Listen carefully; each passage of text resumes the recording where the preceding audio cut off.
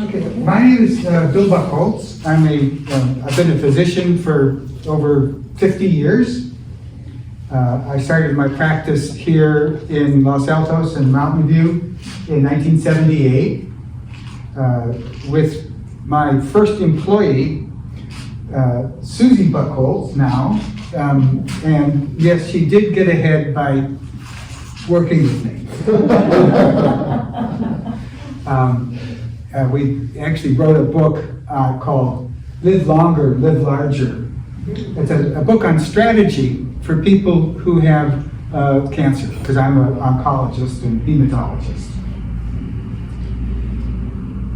Given the fact that I am 77 years old in June, and on the day after my birthday, I had surgery on my knee, I assure you, I know both sides of the stethoscope.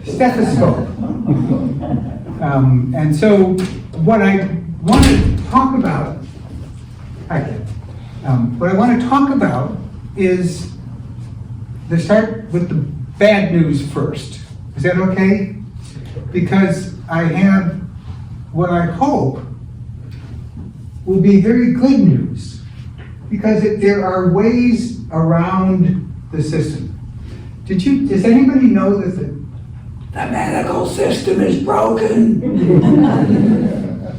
I don't think that's classified information.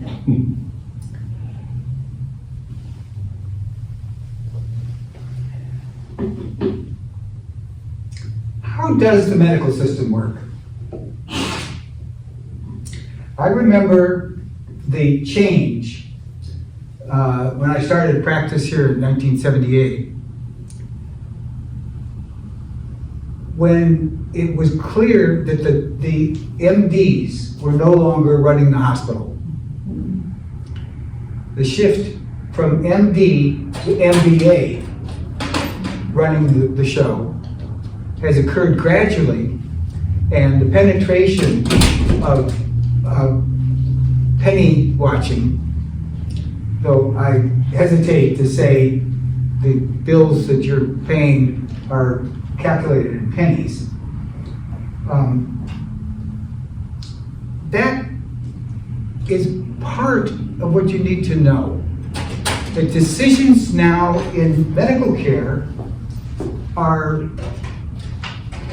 at least reviewed for cost effectiveness. And that leads to frustration.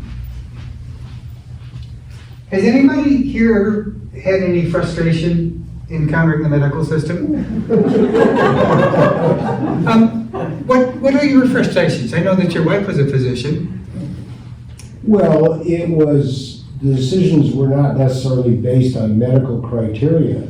They were, Medicare would look very closely at how many days you are allowed to stay, and you have to be out by noon, and all kinds of things that were more business oriented rather than medical.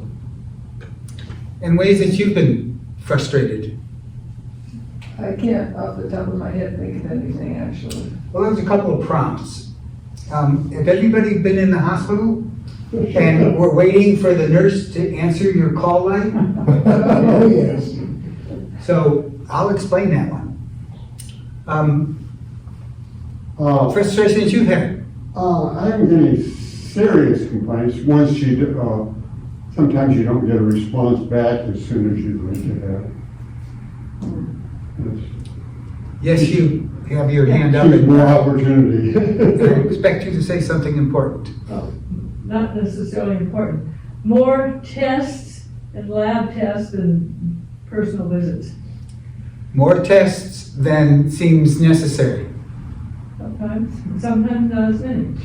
Pardon me? And sometimes not as many as you think necessary. Oh, and sometimes omitting things that would have been necessary. Yeah. Frustrations that you've experienced?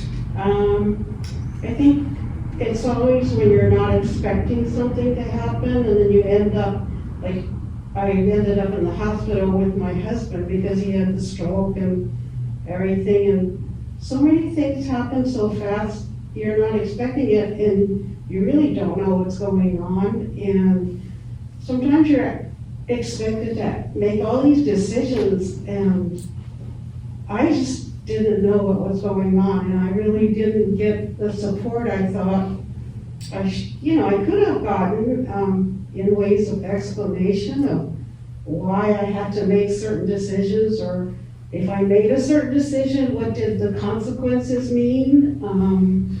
And I just found that I was making a lot of mistakes, and to this day, I mean, my husband passed away for, I guess, 10 years now, and I still feel guilty over some of the decisions I had to make for him because I didn't understand when I was asked to make them. And when they ask you to make decisions, they don't give you time to think, or they might not explain it as clearly as I would have appreciated clearer explanations, because, you get the social workers, you get everybody asking you all these questions, where do you want to put your husband, and unfortunately, he did not leave, I'm sorry, I can't remember. An advance directive. Yes, and so that didn't help me, and, just things like that. And then when you're in the hospital, they say, well,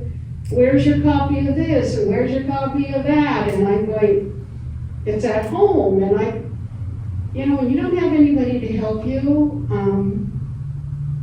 that's hard. So by the way, I am bilingual. I speak both doctor and English, a little bit of German inside. So when things are in a crisis, everything speeds up. And because I assume you did not go to medical school. Well, I did, locally. And that you don't really have either the language or the context to understand why. And most people want to understand both what is going on and why is it going on.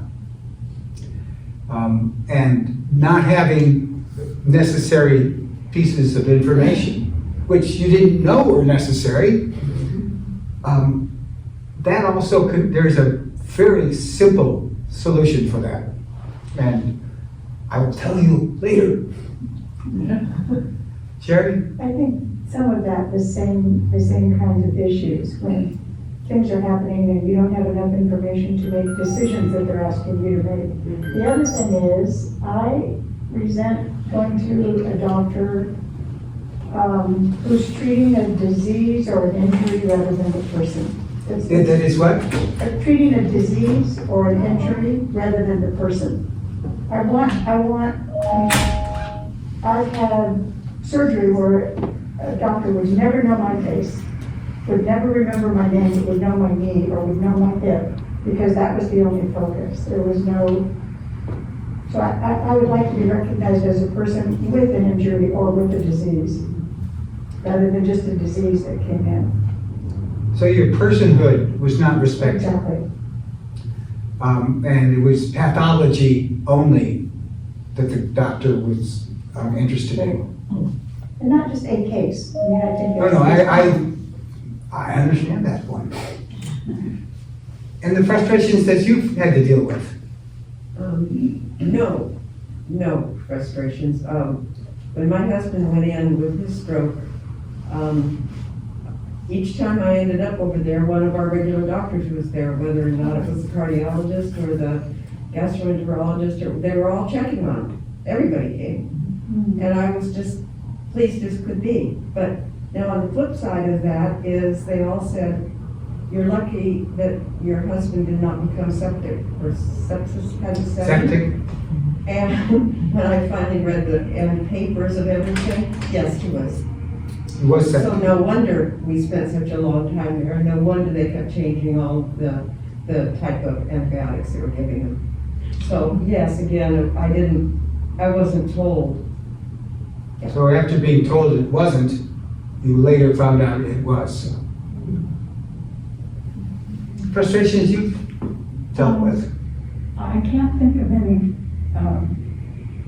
major frustrations I've had myself, but I have a daughter that's a nurse in the Portland area, Portland, Oregon.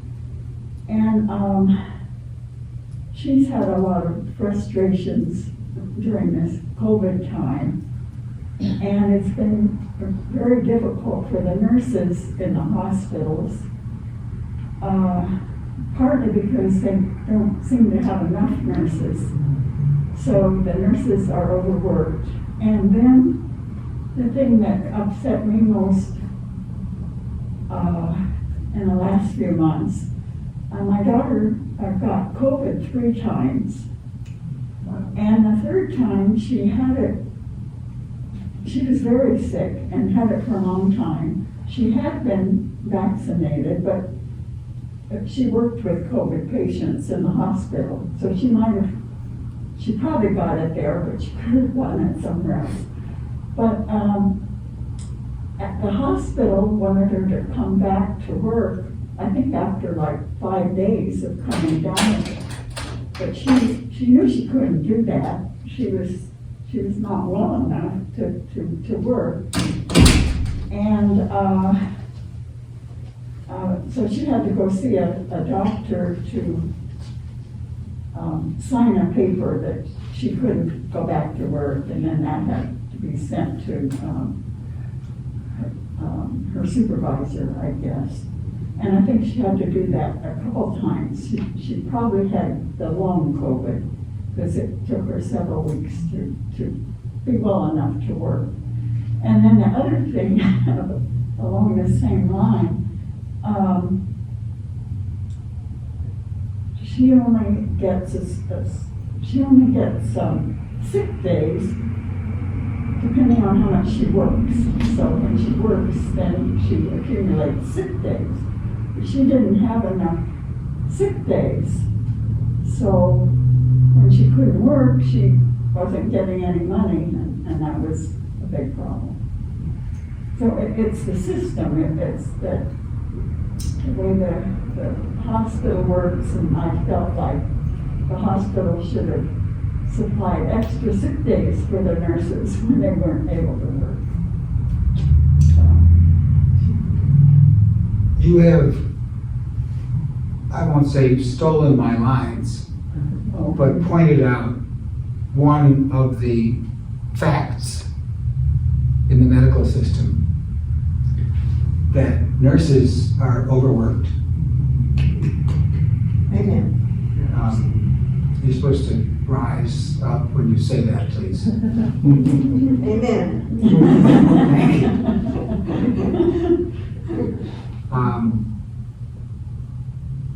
I bow to the nurses here at El Camino,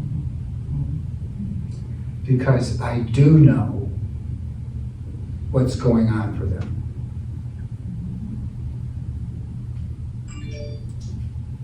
Ken, frustrations you had? Well, we've been members of Kaiser for 40 years or something, so, and every case where we had a major medical procedure, they gave wonderful care, so I have no complaints about that. But it's a huge bureaucracy.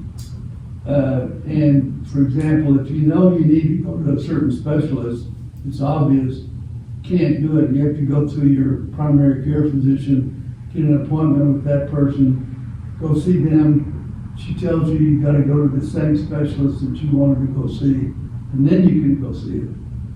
So you need to do a Mother May I. yeah. Cynthia?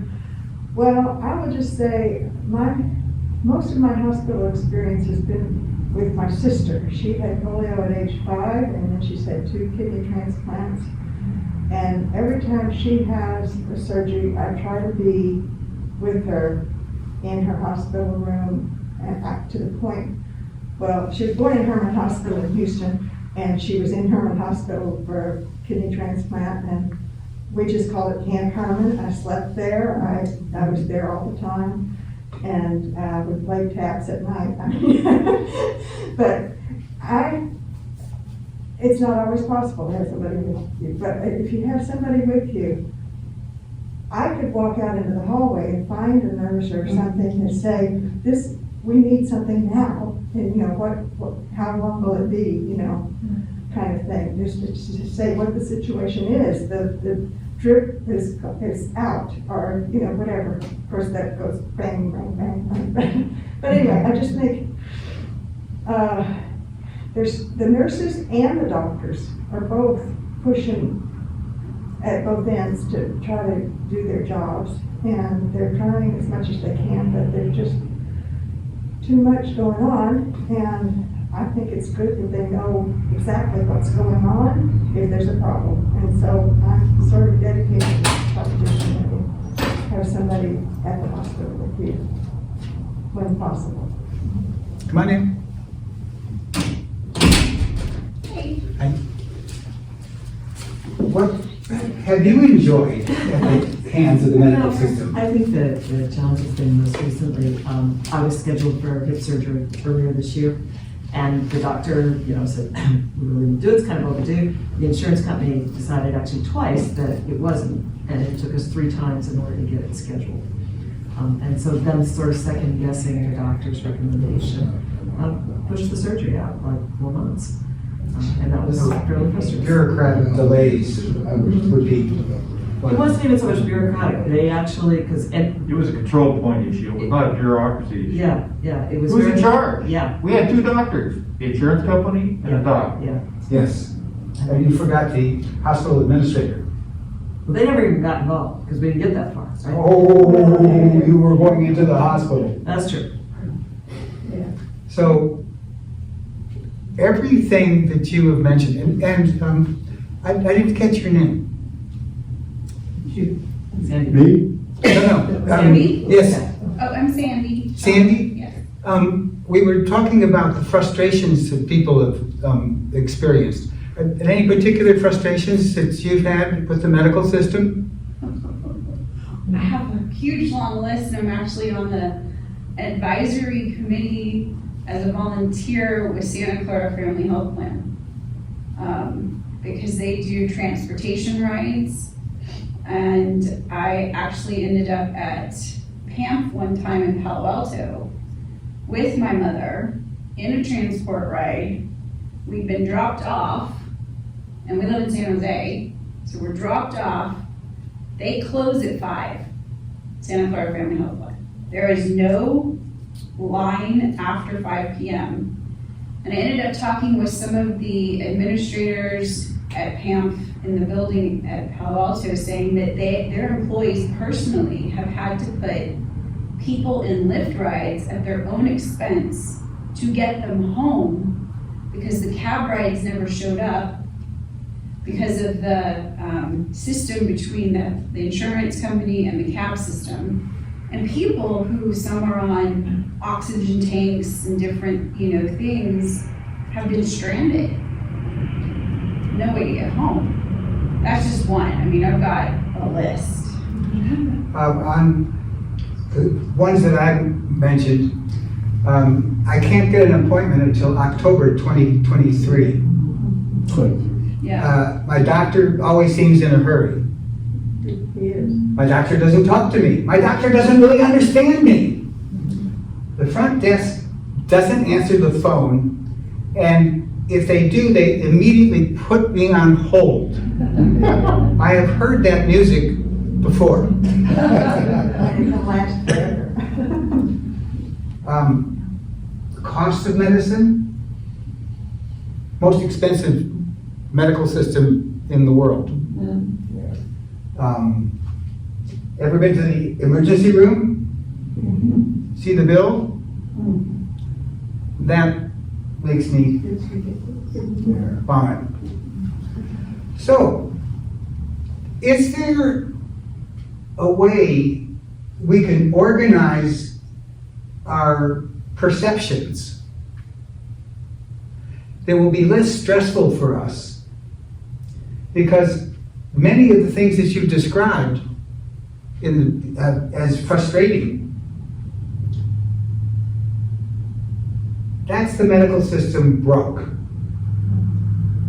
And neither I, nor any doctor, nor any patient is going to have a fix on this. The only fix, well, you take my son-in-law's British, and the medical system there is actually very, very good if you have routine problems. If you had lupus and had central nervous system disease, not so much. So there is no specific medical system that I know that answers all these problems. But it is each of you and me who has the problem. We're frustrated. And I think frustrations come, the size of the frustration is proportional to the distance between what you expect and what you get. What you get sometimes is not in your control. Sometimes it is, and I'll be going over ways to do that. But the frustrations that we have, and I think that you summarized it so well about nurses. How do nurses get paid? They get paid by the hospital. Who runs the hospital? What degree do they have? A hospital administration and Business degree. MBA. So the cost of medicine is a major determinant in a lot of the things that don't seem to be the right way to do it. I see in this room people who, as I grew up with Marcus Welby. And he retired a long time ago. So that the physicians now are not really in charge of the working conditions. There are rules that are set, for example, in the hospital. I work out of El Camino, that would say, okay, there's a nursing shortage, so to tell the nurses on the floor, instead of having to take care of 5 patients, you're going to take care of 7.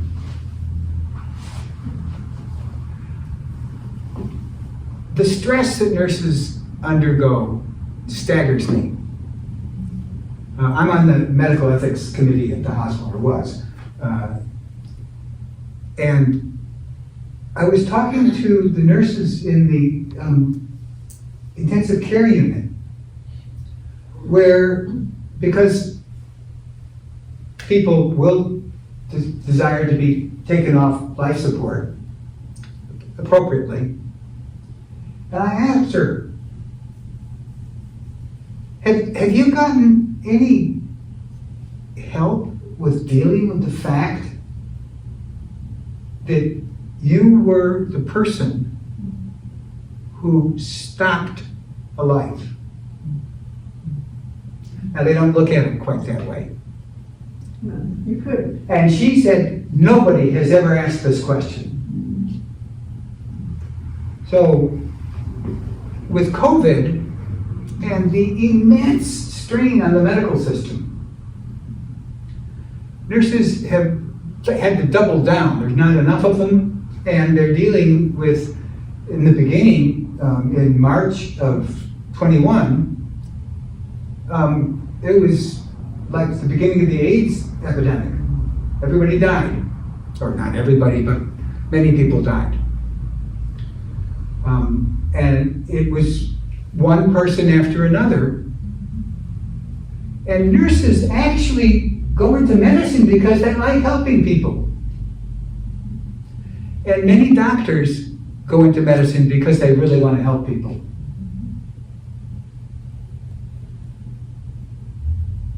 The system that we engage in allows us certain possibilities that can make things easier for us.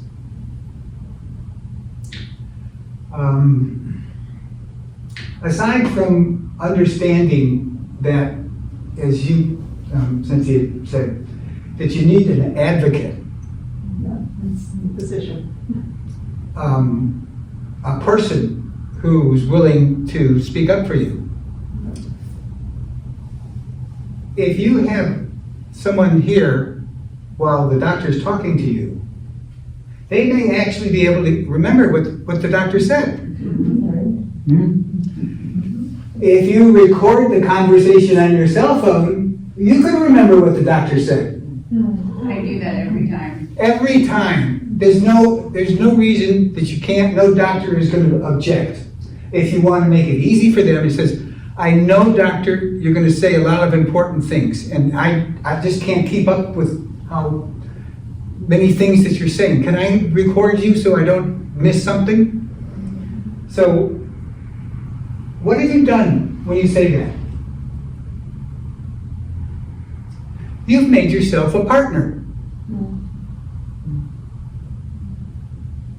How many people consider themselves partners in treating their own disease? 1, 2, 3, 4, 5, 6. That's pretty good. Reporting what's going on is one thing. What do doctors need most in taking good care of people? Accurate information of what's needed. Accurate information, bingo! Did you really study for this test? I have a nephew who is a doctor. Okay. Oh, you're one of them. And he has been working so hard, so much time, so much stress, that he has applied to get 10% pay cut and 10% less work, because it is so stressful for him. Smart guy. So, the information that doctors need has a action item, which is a decision. You come in with a sore throat and your sinuses are all clogged up. Should that doctor give you antibiotics? Well, that's You know it. what's going on? That's not enough information. Correct. The information needed is the research that shows that antibiotics don't do anything to shorten that problem. And they have the potential of causing other problems when you take antibiotics that are not necessary. What about tests? Why do doctors order so damn many tests? Probably a liability. Bingo. Money for the hospital. The doctors are not motivated by that. The hospital's motivated by that. Yeah. So, in this land of legal eagles flying like vultures, there's an area that I'm not going to talk about with that. The doctors rightfully are afraid of getting sued because it's a fact that they do get sued. And it is not always for negligence. I used to work with a legal team taking care of patient. I had a patient with mesothelioma, and I would testify in court on the human experience of cancer. I can tell you the opposing attorney did not want to see my face. So having an advocate and tell me, can you read faster than you can hear me? I hope you can read faster than you can hear me. Cynthia, No, I'm an extremely slow reader. I'll bet that you can read faster than I can talk. And I know you can read faster, a doctor can read faster than your talk. So if you want to get information, if you want to get information across to the doctor, write it down. And then how many people, No, I won't, I do that.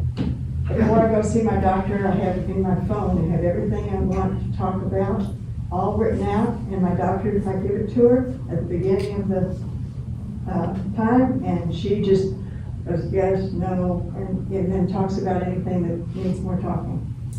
It's very efficient. that, if you can get your phone record to be able to be your recording sheet, then you have an edge up on your relationship with the doctor. Because if you make it easier for her or him, they smile when they see your name on their list. And by the way, who's the most important person in the doctor's office?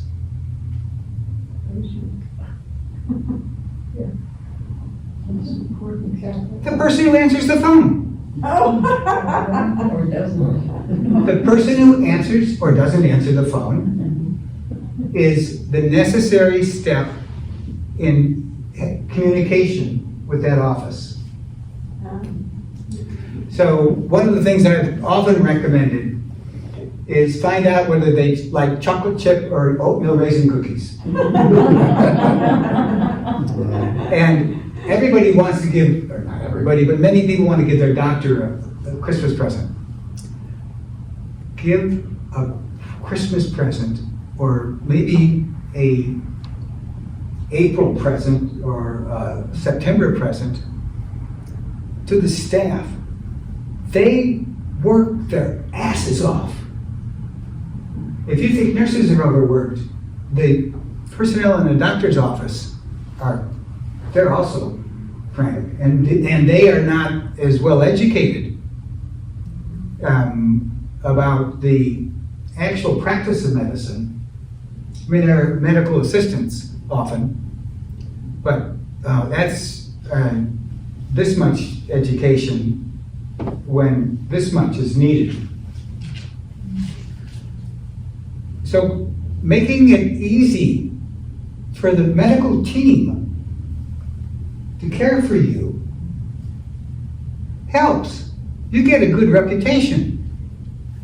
A very good friend of mine was in the hospital for, I think she said 48 days.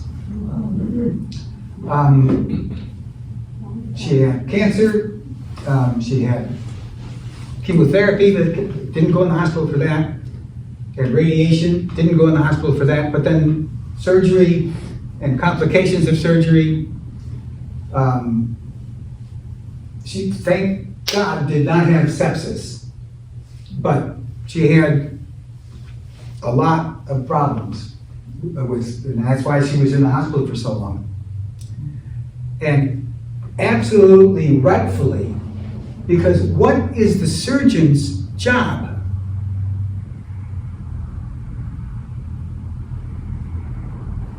Keep you alive. Keep you alive during surgery and after surgery.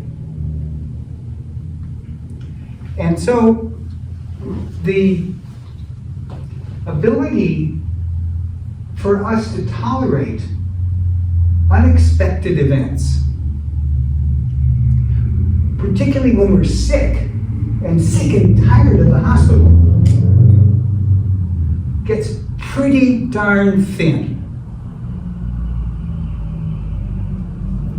So what my friend did, she was a friend to the nurses.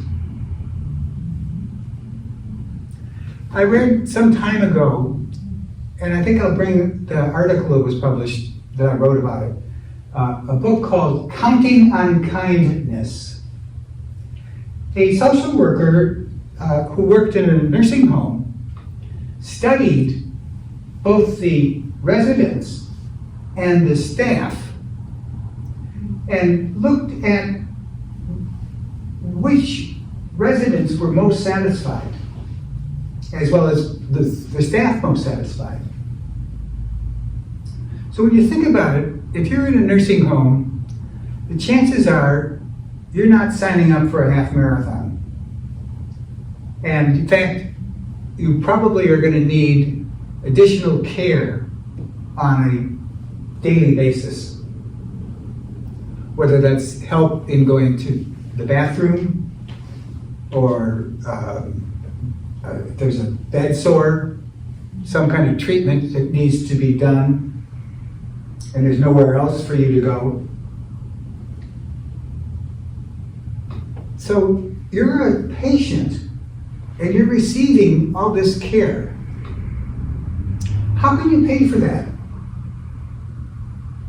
The personnel there are not getting paid a whole lot by their employer. What nourishes you? And I'm not talking about Big Macs. Concern, kindness. Kindness. Concern, kindness. Appreciation. Relationship. Recognition. Relationship. A relationship based upon honoring what that person's life is like. And when you know that the nurse is just absolutely, well, I didn't lose this by tearing my hair out, but there's under stress. And doctors are under stress because there are rules in whatever medical system, Kaiser or PAMF, which is Sutter, there are rules that they have to see X number of patients in a certain time. Does this seem like it might put you under pressure? So if a doctor doesn't get her own time for healing in between patients, you're going to have somebody who is looking at their watch. No, I'm sorry. Everybody has a Apple Watch. So it's, you look at it like that. And that makes a difference. And we said information is what doctors need to make decisions. So when you can give, particularly in a printed form, on a screen or on a piece of paper. Let's say you have high blood pressure and you check your blood pressure at home. So you have a list of your blood pressures. So you just hand it to the doctor. Or you have diabetes and you have to check your blood sugars. And you have a list and you can hand that to them. Or you have had asthma and they want to know what your activities, what limits your activities. So if you can actually give part of the medical history, which is the information that doctors are going to use to make decisions, if you can give some of that medical history in a quick way. In the past, I've suggested that patients send this to the office. Again, the most important person will let you know what the doctor likes communication. Today, it's often email. And I think SED is a wonderful thing. Kaiser is really good at responding to email. So the information that you can give easily is going to say, oh, you know, I'm glad to see Jerry today because I know he's a nice person and she's really just easy to work with. So that doctor has several options. Jerry, who has a little bit of dementia and is certainly hard of hearing,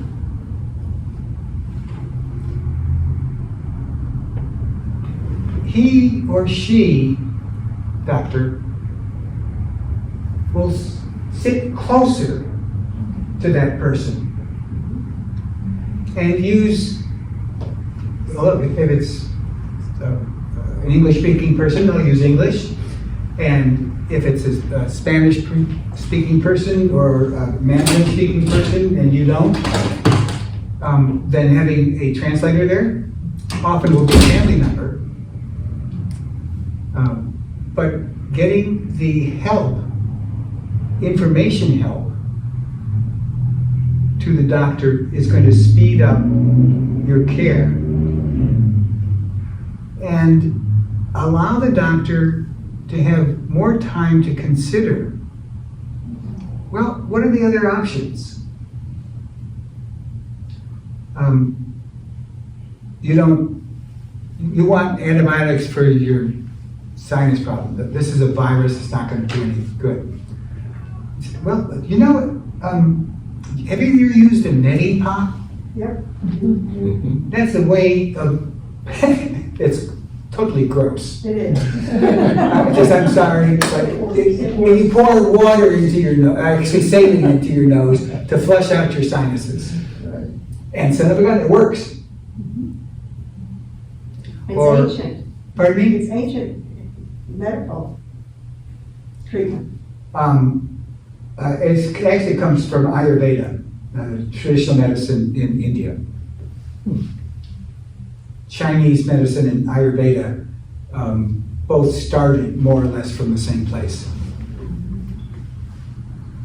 So when you go into the doctor's office, first of all, you got to make an appointment. What's your appointment for? Pathology or person? I tore the tendon of my quadriceps completely off my patella. And my orthopedic surgeon, he definitely knows me inside and out. Isn't much on conversation. Fortunately, I kind of understand the body, human body. And so when I go see him, I see him because he has excellent hands and he has excellent judgment about when to do something or not do something. And so I'll put up with some of his canned talks because that's how he's learned. And if your problem is that you're anxious about something, letting the doctor know that you want to have a conversation and that you'll make an appointment for examination for whatever it is that you need. So making 2 appointments allows the doctor to concentrate on thee. And so you can have an I-thou relationship. Have you ever heard I-thou? I think there was a psychologist, again, for my senior memory, I don't remember. Do you remember? In any event. So it is a way of relating that's based upon just stopping and focusing gently but completely on the other person. Did you feel my presence?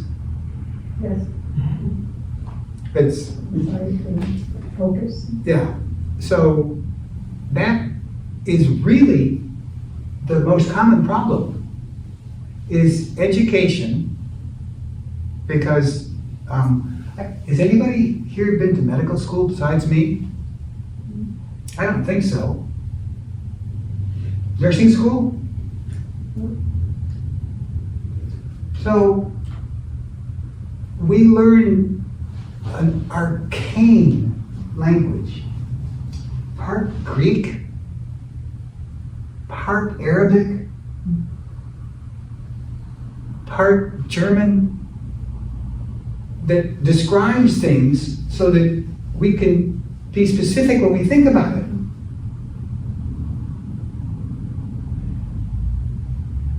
A lot of those words are not common English. Gentlemen, do you know what an episiotomy is? Ladies, do you know what an episiotomy is? In childbirth, they sometimes have to make a cut. So, again, knowing your audience and the language that they are likely to understand, that allows the doctor to become a person rather than, and so you get not an appliance, a medical appliance. Information here, script here. By the way, there are now a reliance on very good research for setting up standards of care for different things. My daughter and her husband, by the way, are both nurse practitioners.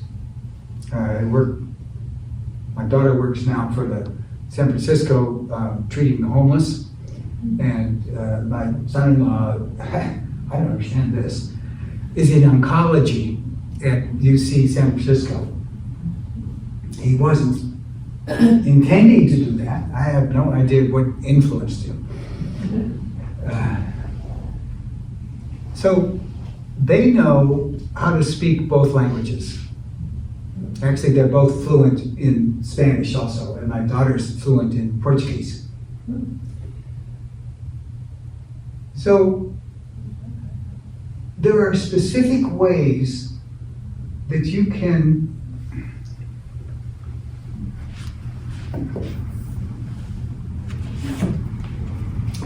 write your own owner's manual. It's a little small. I wrote this in 1980.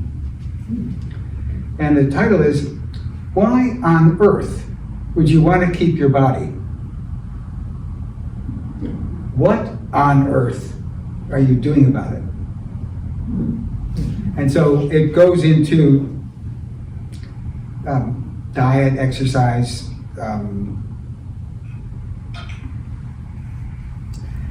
anybody remember Burma Shave? Yes. Oh, yeah.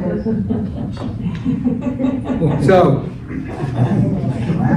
Well, the Joyce Club. Entertains the kids. Well, when I was a kid, when I was enjoying it, it was really, we traveled from Texas to New York regularly, and Burma Shave was a wonderful entertainment.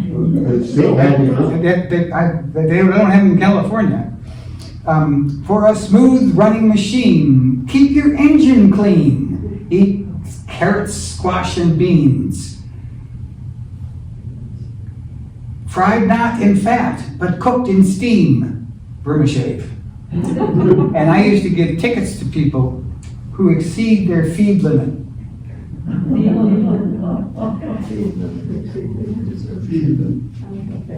Everybody with you? You have a question? Yeah, when you were talking about making 2 appointments, and I understood the reasons, But are a lot of doctors feel the way that you do, that that's okay? I mean, I don't get that feel from a lot of doctors. So it depends on how you present it. Acknowledging the stresses of that physician and her exhaustion, his wanting to get to his children's birthday. If you acknowledge the human being who is taking care of you as a human being, understanding the constraints under which she or he works. By the way, I use she first because there are more women medical students now than men. And say, one, doctor, I want to do everything I can to keep myself healthy. And I don't want to take up your time talking about some of the things I'm worried about when I know that you need to take care of my high blood pressure, my diabetes, my emphysema, da-da. So can I have a different appointment so I can just talk to you? Under those circumstances, you are specifically recognizing what the doctor needs to do. And doctors want to make sure that they really do want you to get better. And it isn't every doctor who has a hammer and looks for nails. So if you treat your neighbor well, they'll pick up your mail when you're gone. It's what friendly people do. So getting 2 appointments, again, if there are other ways of having your information questions answered. Do you ever use a medical library and the librarians there? I haven't. No, I don't think. El Camino Hospital has an excellent medical library, and they will guide you to get exactly the things that you need to get answered. Do you have any friends who are nurses or doctors? Well, I have some relatives that are doctors, but, yeah. Do you trust them? And that's a guarded question. Said relatives, so. It's delicate. So you don't want to abuse them. Right. But there are other ways of also having medical questions answered. And it isn't always the doctor that you're going to. And it isn't always on the internet, that's a bad place. The internet is It can be. treacherous, and there is a lot of bovine excrement on the internet.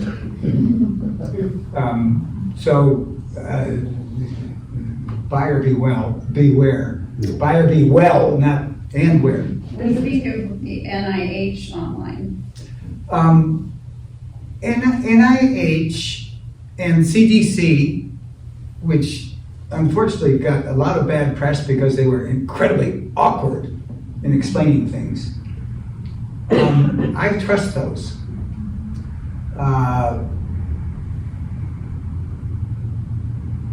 Mayo Clinic, Cleveland Clinic, there's many, Harvard, all have medical letters, and I think they're free. I don't think Stanford does, and I don't know whether UC San Francisco does. So this has been an hour. It's gone reasonably quickly from my point of view. How about you?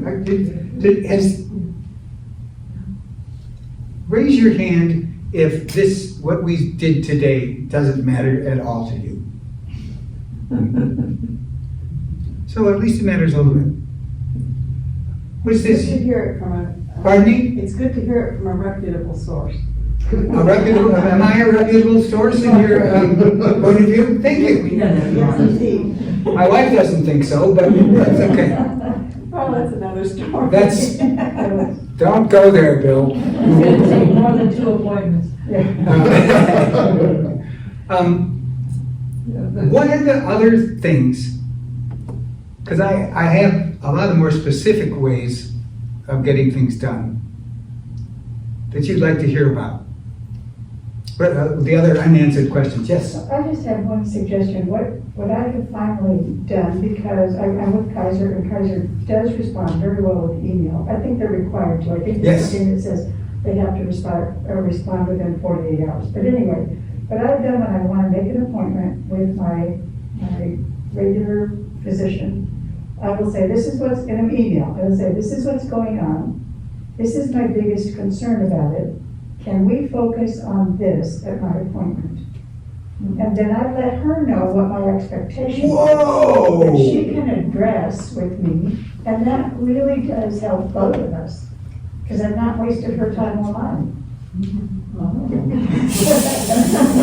You're hot. That is exactly the way that works. If sometimes the email isn't the best way for a specific doctor, and you can fax something, or it needs to be written. I use email with Kaiser regularly and keep my appointments with the doctor in person to 1 or 2 a year, but I get an awful lot of good input about my current little concern just by texting, or whatever you call it, to get through their email system. I know it will be very succinct, and if I need to get more than what she gives me online, I can go get an appointment. But it saves me from going in, it saves her And it time. would be a televisit. Yeah, it can be either a televisit or a phone call. Yeah. I mean, yeah, it could be either of those, and satisfy my needs. That is one of the best solutions the medical system has come up with. Because the amount of time, when you start with driving there, finding a parking place, waiting in the waiting room, hurried visit, driving to the pharmacy, driving home, you've spent considerable amount of time. And if this can be done with a phone call or email or a Zoom meeting, and by the way, pharmacies will deliver. Yes, my sister has found that a huge blessing, because she no longer drives, and she's only about a mile from the pharmacy, but CVS delivers. I think that and you can get medicines from mail order, and I find that's very useful for me. There's a local service called NowRx.com, which I've been using for a couple of years, is very reliable. Good RX, I think, helps you find the lowest prices also. Yeah. I had a video visit when my doctor had COVID. I'm sorry, you had COVID or he did, or she did? She did. She didn't feel badly. I had an in-person visit scheduled, and they called me and said, this doctor they didn't say she had COVID. I asked her later if that's why. They said she wasn't in the office, but was I willing to do a video? Fine. COVID has no respect for medical people, including the head of the CDC. Yeah. She just was diagnosed with COVID. It's just not bad. Okay, next week, are there specific things you want me to cover next week? Yes, Cindy? So I'm helping parents with health. And You're helping parents? my parents with their health. And there's Are they local? No.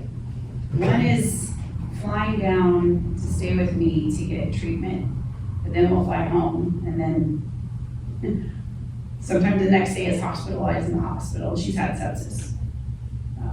But there's a lot, so I don't know if I can send you maybe some questions specific. And then another question is, like you're saying, there's a shortage of nurses, like physical therapists. So when it comes to somebody who's geriatric needing balance therapy so they can continue walking and not end up the typical statistic dead in a year because they stop walking, how to maybe navigate trying to manage their expectations of, oh, I only have to go for 4 sessions and then they're gonna have me do it at home on my own, which I know is not gonna happen. How I can try to step in and help either through trying to get televisits set up, or I don't know. I mean, often I'm just like, I don't know. I know how to pretty much do my own. Wesley Chang has a company called Televisit, and it's phone only, and it's push, meaning they will call the person. See me later and I'll give you his contact information. Sherry, you had your hand up. Yes. I don't know if this is an appropriate question, but if somehow I felt that I would like a new doctor just because I feel like sometimes I don't want to criticize my doctor, I like him, but I don't want to give it. Do you trust him? Well, no, it's just that. Well, okay, then you just answered the question. So, Yeah, it's just that he's really, really young and I'm very, very old. And I'm thinking I need a person with maybe more experience. somebody my age?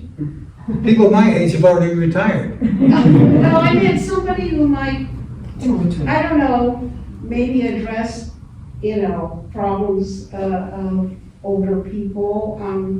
Well, anyway, my question was, I do look through, a lot of reviews and all that, but I can't seem to get a new doctor. Everybody is filled. Everybody is, filled, and they tell me to call once a month and see if anybody on my list is accepting somebody, and nobody ever is. So I'm just wondering, is that something I'm just gonna have to accept? Geriatricians, given the demographics, they have to close their practice. The what? They have to close their practice, otherwise they would never get out of the office.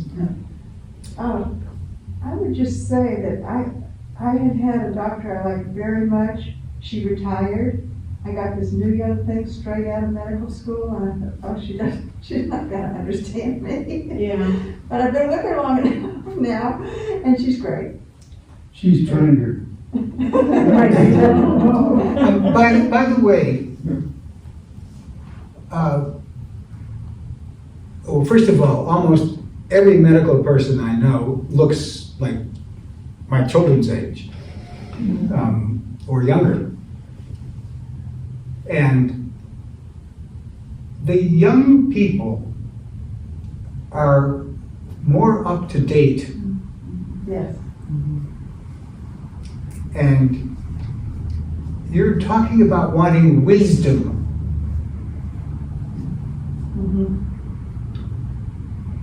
In terms of treating pathology, the broken arm, diabetes, whatever, the younger doctors are absolutely current with and dedicated to maintaining their currency of knowledge. So they offer an advantage. So I'll get into how to get the best doctor And I'll tell you that secret next week. If you have time at all during the other sessions, would you address palliative care? Yes, of course. And also advanced directives. I was just gonna comment that in my experience, I have a primary care physician who I deem excellent on one level, because if I see a specialist and that specialist wants a certain procedure prescribed or PT or whatever prescribed, my primary care simply does it. And from what I've learned is the insurance companies want typically the primary care doctor to do all of that. So trying to get all of the, outline doctor specialists through him, he's excellent at literally if, a doctor wants something, he does it. And I find that to be highly valuable in him, that he listens and he knows. I'm sorry, did I hear you right? Correctly? What? He listens? Yeah. Oh, he listens. Yeah, he's excellent. And I luckily got my mother in with him too, Good. so. Well, I hope you have a wonderful Halloween. Is anybody gonna go take their grandchildren around? I have a toddler and a 4-year-old. Would be fun. Very nice. Basically a 2-year-old and a 4-year-old. Are you in costume? Pardon me? Are you in costume? Actually, no. No. You can go to the doctor. I did that one year, got a surgical garb and hat and so forth.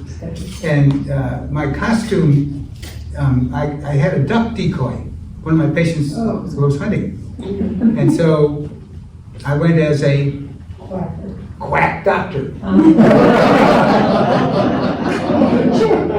And one year I borrowed actually I guess it was John Dodson's robes. And, with broke belt and so forth.